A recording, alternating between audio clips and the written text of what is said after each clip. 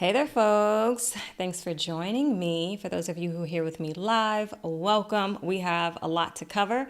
And as always, if you have any questions about anything we discussed today, just go ahead and put your questions and we'll address it toward the end of Q&A, okay? So just indulge me for a little bit, okay? And I want you to you don't have to close your eyes, but I want you to imagine being in the room with hundreds of other business owners. Every single one of them are shouting about their product or service. How do you make your voice heard? How does someone hear your voice? How would you be the person in the room that everyone listens to? So today we're going to dive deep into the heart of what makes your business truly stand out. You. That's the secret. And it's not just about what you offer, it's about how you offer it and why you offer it. And so here's the truth. It's countless of business owners, not maybe you, but even larger businesses. Oftentimes when I come in businesses, I ask them, why should someone choose you versus another company? And it's crickets. People have not sat down and thought about what makes them unique. And this is what we're going to do today.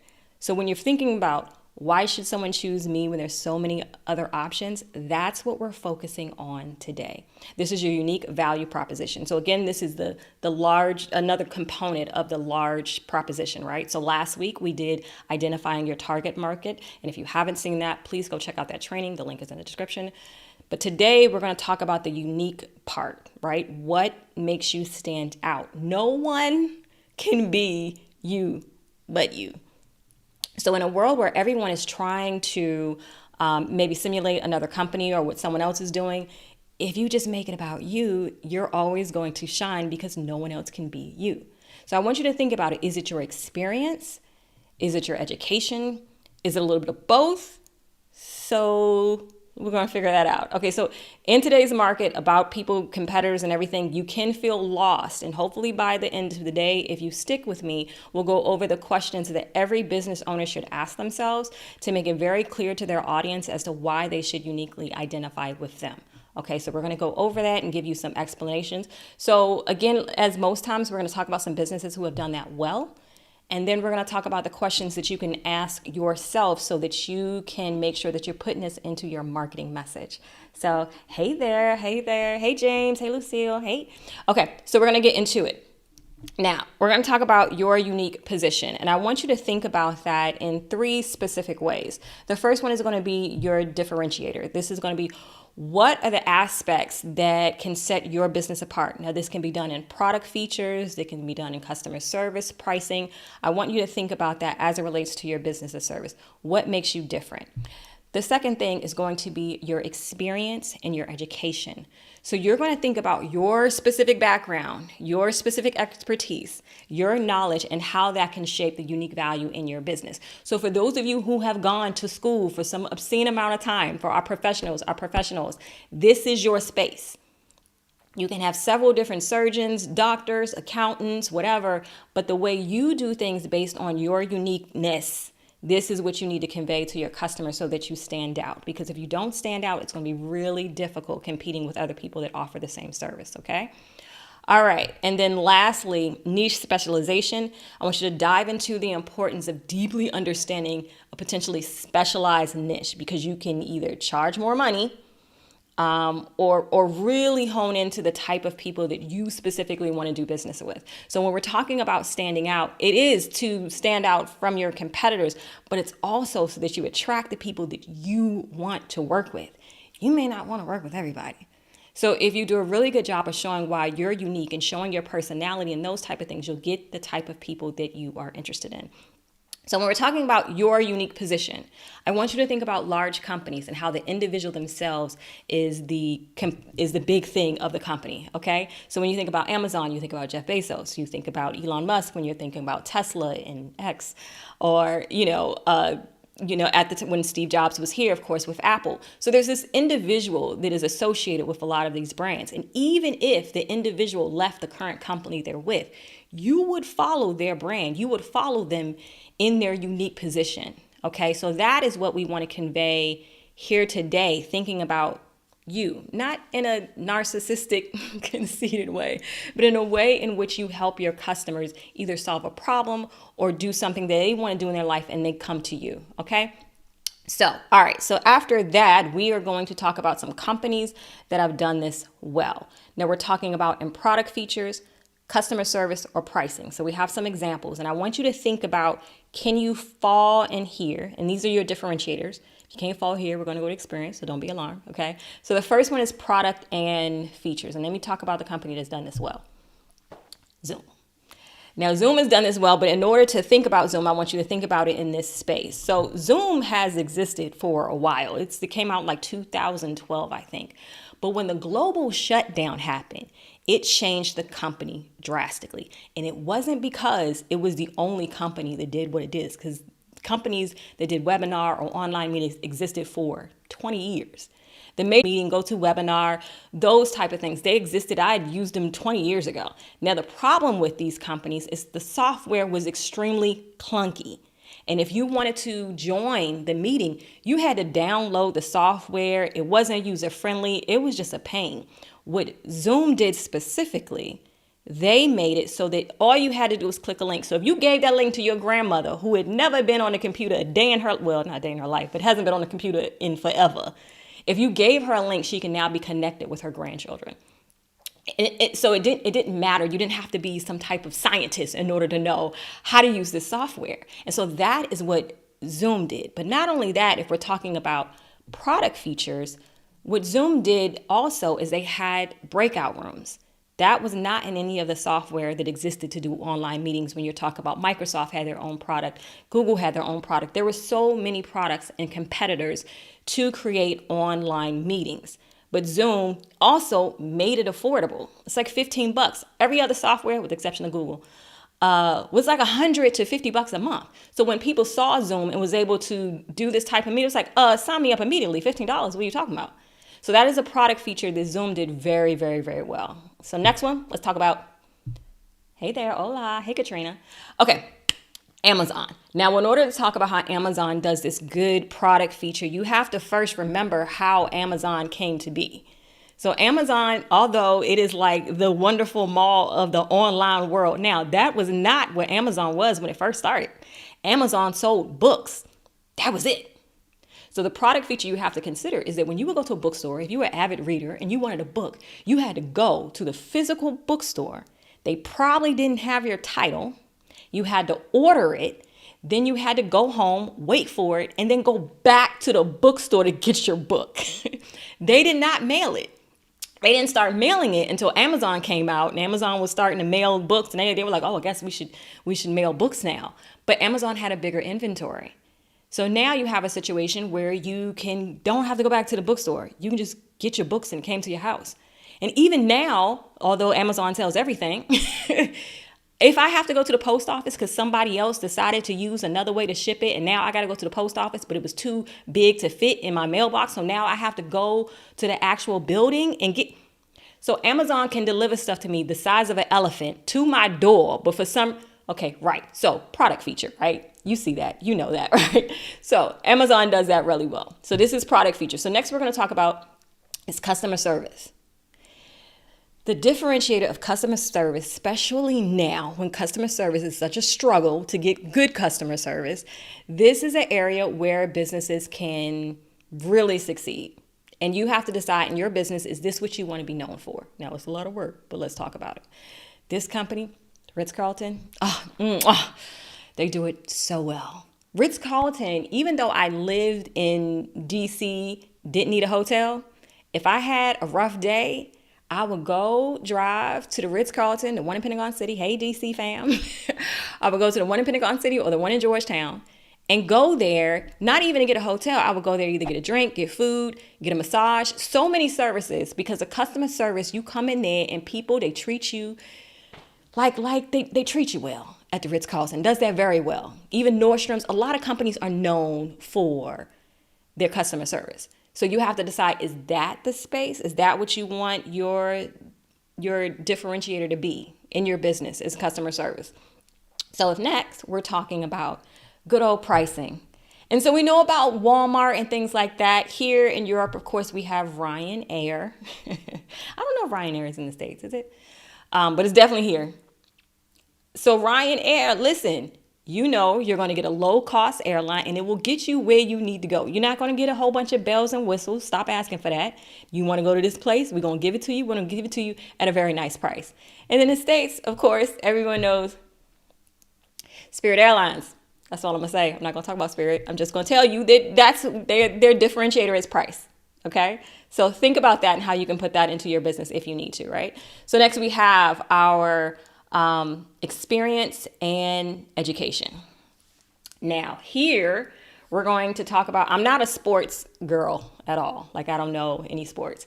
But the person who I want to talk to you about who does this experience and education well at this moment, who's like in the news a lot, is Deion Sanders. And let's talk about Deion Sanders. Deion Sanders was an NFL player. He played baseball. He did all those great things, right? And so he became the head coach of the University of Colorado. Now, University of Colorado didn't have the money for him. They gave him close to $30 million to become the head coach. $30 million that they did not have. But the expectation is because of Deion's experience, his education, his star power, that he was going to bring people money, revenue to the campus. The expectation is that he's worth about $280 million to this university in regards to donations, ticket sales for football games, so many things, right? Because of this gentleman's experience, but also who he is as a person. So that's what makes him unique. That's what makes him bring in the money based on who he is, right? So I want you to think about that. I want you to think about that from my folks who are in professional services. If you are a doctor, lawyer, accountant, there are various people in these fields. But what makes you unique? Why did you get into this? What is your personal story? What is it about you that makes the experience of working with you different? This is how you stand out. You cannot just go to your regular marketing and say, I'm an accountant, work with me. That's not how that works. That's not how you get your voice heard in an extremely crowded room. Okay? So now let's talk about niche specialization. Hey there. Hey, everyone. We're going to do Q&A at the end. So if you have your questions, go ahead and throw them in there for me. Okay. So now your niche specialization. So I'm going to tell you a personal story of mine as to why this is a big deal. So for me, many of you know I live in Europe, but most of my clients are in the US, and I usually have to come on Zoom for an obscene amount of time throughout the week to do presentations, sales calls, do whatever, right? So I was having this issue because I have a desk set up and I have two 34 or 32 inch screens in front of me. So the issue was I would have a webcam or my camera trying to present or do whatever, but it would be at the top of the web camera. So I would have to look up like this. And that's not very great. That's not very great. That looks horrible when you are presenting, right? So I wanted something, because my monitor was so big, I wanted something that would come right in the middle of my screen. And so I'm talking directly to you like you see right now, right? And so when you're in Zoom, I could put the people I'm talking to in Zoom behind my camera and talk to them, right? So why am I bringing that up? Because I looked for some obscene amount of time to find a product. I didn't even know what to look for to find a product that would do that. And this is what I have. So what this is, and I'm not affiliated with this company at all. So this is like, it's called a plexicam, right? So it's this plastic piece or plexiglass, I don't know what it is, but you can see through it, right? So you can put your audience behind your webcam, still see them, still see emotions or whatever, but it looks like I'm talking to the camera. Well, I'm actually talking to the camera. So you get a different connection, because look how different this is if I'm just over here talking to you right here and I do this for like an hour or 2 hours versus if I'm looking directly at you. This gadget let me do that. So why is this important? This is super niche. If you're not doing a whole bunch of meetings, you could care less about this product. But I don't even know what keyword I used to find it. But when I found it, I was like, immediately take my money. Like, immediately take my money. I've been looking for this. This is exactly what I didn't need to read anything else. I didn't need to do anything else. So the thing about doing something super, super niche One, you can charge more money for it because it's super, super niche. Secondly, you are solving a massive problem that the person who has the problem is immediately already sold because you're solving a problem. So I want you to consider that in regards to your differentiator, right? So that was just my personal example that may not have any relationship to what you're doing. Okay, so now here are the questions that you need to ask yourself when you're sitting down trying to say, okay, I want to come up with my own message so that people can understand that they need to work with me based on the uniqueness. Okay, so let's talk about that. The first one is, what makes me different? How does my product or service differ from others in features, delivery, quality, pricing? We gave some examples for that, right? How is your product or service different? If you were just coming out here saying you just like everybody else, why should someone want to work with you? So sit down, right? Don't just look at this, y'all. If you're watching now or if you're doing a recording, answer this question. Because these questions and this information is going to later on end up being in your marketing message. This is how you have people feel like raising their hand like, okay, I need to work with this person. Second thing. All right, why me? Why should someone work with little old me? Right? Now, if you're feeling kind of insecure in your business, this question might make you feel a little uncomfortable. And if it makes you feel uncomfortable, then I want you to bring in some of your friends or family or people who know you and think about and have them help you brainstorm. Okay. So why should customers choose your business over others? What exclusive benefits do you provide? If you don't provide any exclusive benefits, this is when you need to brainstorm. How can I do this differently? What can I do? How can I be competitive? What do I do? And get your friends and your family and people who know you into that, because people have a way of seeing things in you that you may not see in yourself. So if you're over here trying to brainstorm this, you may be a little bit limited because you may not be able to feel it or see it. So definitely encourage you to reach out to people who know you and help you answer that question, okay? Now, what's my story? This is important, y'all. Like, if you think about the companies and the brands that you like them because you know their story. You know the CEO's story. If you think of Richard Branson and the whole Virgin brand, you know his story. You may identify with various aspects of maybe him not performing well in school, him dyslexia, all those things. The personal stories are there from these various people. So how can you implement your personal story? What is your experience or your background? How has that influenced your business? How can that create solutions that the next person can't offer because no one has had the exact same experiences that you have had? Now you just got to let your people know what your experiences were and how is that different from everyone else, okay? All right. Who am I serving? Listen, we talked about it last week before last, your target market. You got to know who you're serving. And this is a place where a lot of people struggle, a lot of businesses struggle because they feel like we serve everybody. No, you don't. You can't feel like you're serving everybody because that's not a thing. You want to serve the people who definitely want your business. Now, is there a specific segment within your target market that you can serve exceptionally well? And sit back and think about this. I'm not giving you these questions so you could just look at them. I'm giving you these questions because I need you to answer them. Because again, this is just one component of your unique value proposition. And when you get all these questions answered, you're going to bring it together to come up with your big message, which will ultimately help you sell more of your products and services. Okay. So answer these questions. We have two more. All right. There is a plane that is flying super close. Hopefully y'all don't hear that. All right. Next one is, what's my expertise? How does your specific skill set or knowledge base solve an issue for your target audience? Now, again, remember we talked about target audience. See why this is important? Because if you haven't sat down and said who your target audience is, then why does that go away? You haven't said who your target audience is, then you can't even answer this question well. So please make sure that you are defining who your target audience is. So, all right, how can you help them specifically? How can you uniquely help them based on your skill set, your experience, okay? And six, what do your customers say? Now, if you don't have any customers, don't worry, okay?